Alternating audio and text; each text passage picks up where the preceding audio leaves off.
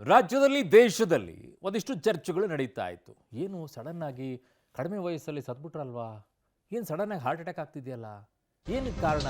ಇವೆಲ್ಲ ಪ್ರಶ್ನೆಗಳು ನಮ್ಮನ್ನ ಕಾಡ್ತಾ ಇತ್ತು. ಕೋವಿಡ್ ಮತ್ತು ಕೋವಿಡ್ ಲಸಿಕೆಯ ಅಡ್ಡ ಪರಿಣಾಮದಿಂದ ಸಾವಾಗ್ತಾ ಇರುವಂತ ವಿಚಾರದಲ್ಲಿ ಈಗ ಸಮಗ್ರ ಅಧ್ಯಯನಕ್ಕೆ ತಜ್ಞರ ಸಮಿತಿಯನ್ನ ರಚನೆ ಮಾಡಿದೆ ಸರ್ಕಾರ. ಸಮಿತಿ ರಚಿಸಿ ಆದೇಶವನ್ನು ಹೊರಡಿಸಿದೆ ರಾಜ್ಯ ಸರ್ಕಾರ. ತಜ್ಞರು ವಿಜ್ಞಾನಿಗಳನ್ನು ಒಳಗೊಂಡಂತಹ ಸಮಿತಿಯನ್ನ ಈಗ ಸರ್ಕಾರ ರಚನೆ ಮಾಡಿರೋದು. ಅಧ್ಯಯನ ನಡೆಸಿ ವರದಿಯನ್ನ ಈ ಸಮಿತಿ ನೀಡಲಿದೆ. ಕೋವಿಡ್ ಮತ್ತು ಕೋವಿಡ್ ಲಸಿಕೆ ಅಡ್ಡ ಪರಿಣಾಮದಿಂದ ಸಾವು ಶಂಕೆ. ಯಾರಿಗೆಲ್ಲ ಕೋವಿಡ್ ಬಂದಿತ್ತು, ಕೋವಿಡ್ ಬಂದ ನಂತರ ಅವರ ದೇಹದ ಮೇಲೆ ಏನು ಪರಿಣಾಮಗಳನ್ನು ಉಂಟು ಮಾಡಿದೆ?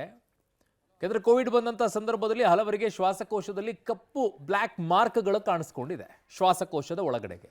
ಅದೇನಾದ್ರೂ ಪರಿಣಾಮವನ್ನು ಉಂಟು ಮಾಡಿ ತದನಂತರ ಅದು ದೇಹದ ಮೇಲೆ ಏನಾದರೂ ಪರಿಣಾಮಗಳನ್ನು ಉಂಟು ಮಾಡಿದೆಯಾ? ಅದು ಒಂದು ಆಗಬೇಕು. ಜೊತೆಗೆ ಲಸಿಕೆಯನ್ನ ಪಡ್ಕೊಂಡ ನಂತರ ಅದು ಹೇಗೆ ಯಾವ ರೀತಿಯಾದಂಥ ರಿಯಾಕ್ಟ್ ಮಾಡ್ತಾ ಇದೆ ದೇಹದ ಮೇಲೆ ಅಂತ ಹೇಳಿ. ಸಾಮಾನ್ಯವಾಗಿ ಒಂದು ಲಸಿಕೆ 1 ವರ್ಷದವರೆಗೂ ಮಾತ್ರ ಇರುತ್ತೆ ಅದರ ಪರಿಣಾಮಗಳು.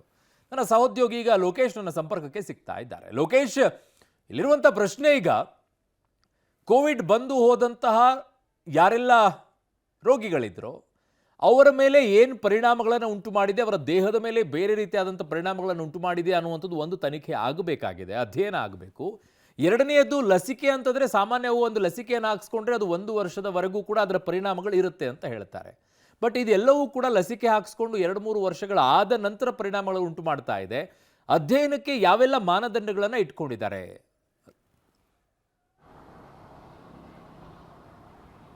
ಅರುಣ್, ಅಧ್ಯಯನಕ್ಕೆ ಪ್ರಮುಖವಾಗಿರುವಂಥ ಮಾನದಂಡ ಅಂತಂದರೆ ಕೋವಿಡ್ ಲಸಿಕೆ ಪಡೆದ ಆದಮೇಲೆ ಆಗಿರುವಂಥ ಪರಿಣಾಮಗಳೇನಿವೆ, ಯುವಕರು ಹಠಾತ್ ಸಾವನ್ನಪ್ಪಿರುವಂಥ ಘಟನೆಗಳೇನಿವೆ, ಈ ಬಗ್ಗೆ ಸಾರ್ವಜನಿಕ ವಲಯದಲ್ಲಿ ಸಾಕಷ್ಟು ಚರ್ಚೆ ಆಗ್ತಿತ್ತು.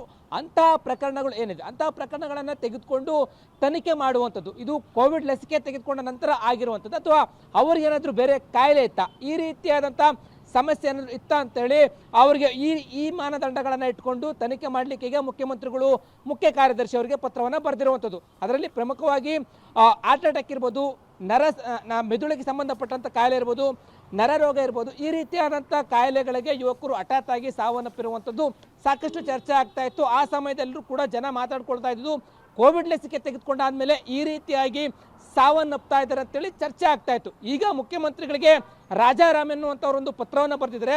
ಆ ಪತ್ರ ಬರೆದಾದ ಬಳಿಕ ಈ ರೀತಿಯಾಗಿ ಸಾರ್ವಜನಿಕ ವಲಯದಲ್ಲಿ ಚರ್ಚೆ ಆಗ್ತಾ ಇದೆ. ಇದರ ಬಗ್ಗೆ ವಿಜ್ಞಾನಿಗಳು ಮತ್ತೆ ತಜ್ಞರ ತಂಡವನ್ನು ರಚನೆ ಮಾಡಿ ತನಿಖೆಯನ್ನ ಮಾಡಬೇಕು ಅಂತೇಳಿ ಮುಖ್ಯ ಕಾರ್ಯದರ್ಶಿಗಳಿಗೆ ಪತ್ರವನ್ನು ಬರೆದಿದ್ದಾರೆ. ತದನಂತರ ಈಗ ವಿಜ್ಞಾನಿಗಳು ಮತ್ತು ತಜ್ಞರ ತಂಡ ರಚನೆ ಆದ್ಮೇಲೆ ಆ ತಜ್ಞರ ತಂಡ ಯಾವ ರೀತಿಯಾದಂಥ ಮಾನದಂಡಗಳನ್ನು ಇಟ್ಕೊಂಡಿದ್ದನ್ನ ತನಿಖೆ ಮಾಡುತ್ತೆ ಅನ್ನೋದನ್ನು ಕೂಡ ಕಾದು ನೋಡಬೇಕಾಗಿರುವಂಥ ವಿಚಾರ. ಆದರೆ ಈಗಾಗಲೇ ಕೋವಿಡ್ ಲಸಿಕೆ ತೆಗೆದುಕೊಂಡು 1.5-2 ವರ್ಷಗಳ ಕಾಲ ಆಗಿದೆ. ಅದಾದ್ಮೇಲೂ ಕೂಡ ಈ ರೀತಿಯ ಪರಿಣಾಮ ಏನಾದರೂ ಬೀರಿದ್ಯಾ ಅಥವಾ ಈ ಮೊದಲು ಅಂದರೆ ತೆಗೆದುಕೊಂಡಂಥ 1 ವರ್ಷದ ಒಳಗಡೆ ಆದಂಥ ಸಾವು ನೋವುಗಳೇನಿವೆ ಅವುಗಳನ್ನು ಕೂಡ ಪರಿಗಣನೆ ತೆಗೆದುಕೊಂತಾರೆ. ಈ ರೀತಿಯಾಗಿ ಯಾವೆಲ್ಲ ಮಾನದಂಡಗಳನ್ನು ಇಟ್ಕೊಂಡು ಈ ತನಿಖೆ ಮಾಡ್ತಿರೋದು ಗೊತ್ತಾಗಬೇಕಾಗಿದೆ. ಆದರೆ ಸಾರ್ವಜನಿಕ ವಲಯದಲ್ಲಿ ಈ ರೀತಿಯಾಗಿ ಚರ್ಚೆ ಆಗ್ತಾ ಇರುವಂಥದ್ದು ಸತ್ಯ. ಕೋವಿಡ್ ಲಸಿಕೆ ತೆಗೆದುಕೊಂಡಾದ್ಮೇಲೆ ಸಾವುಗಳಾಗ್ತಾ ಇದೆ.